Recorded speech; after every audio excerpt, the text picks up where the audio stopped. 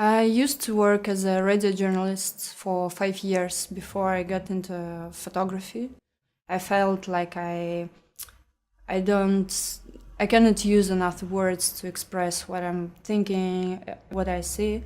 So I moved to photojournalism to have enough instruments to express what I'm thinking about.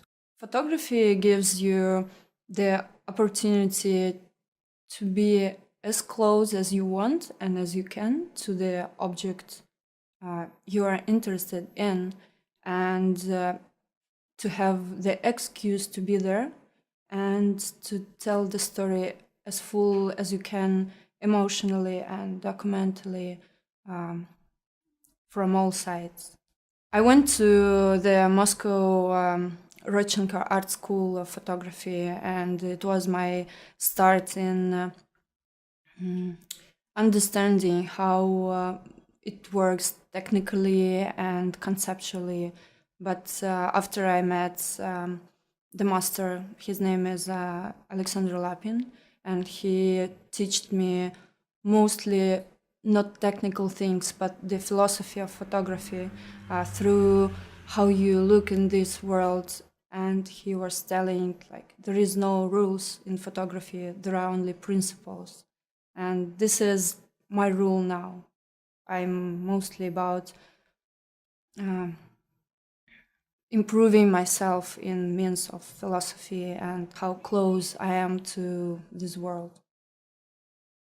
I'm working in Dagestan, in the North Caucasus in Russia for 2 years, and I'm implementing the long-term project called Hidden War in the Land of the Mountains. And the story I made for the masterclass became a part of a big story I'm working on.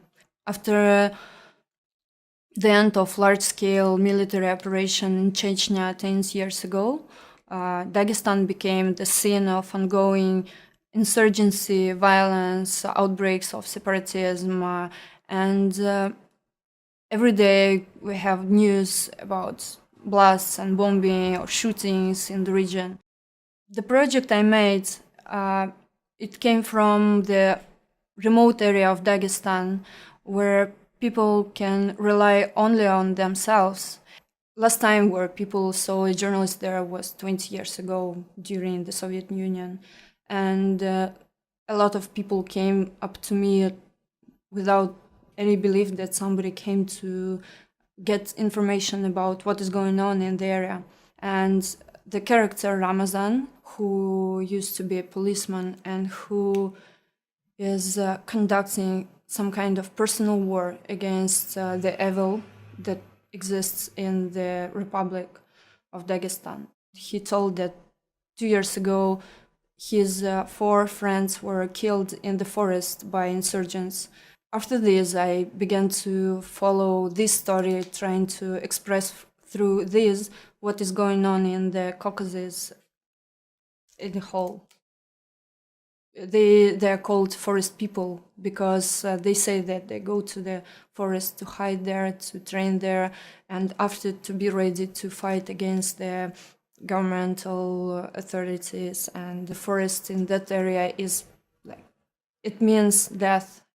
The main character Ramazan, he prefers to the trust and hope in local authorities and armed forces, the goodwill and sleeping with a weapon, so he has the chance to survive. Somehow it's some new side of Russia.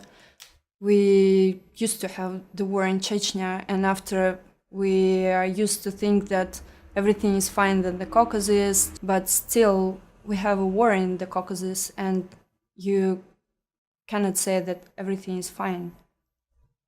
This story lives inside you, and it sometimes becomes very complicated to break it out of you, to tell it. And in this this masterclass is really great because you have so many people looking at your story very attentive, very like in details, and after you can tell it with a new vision.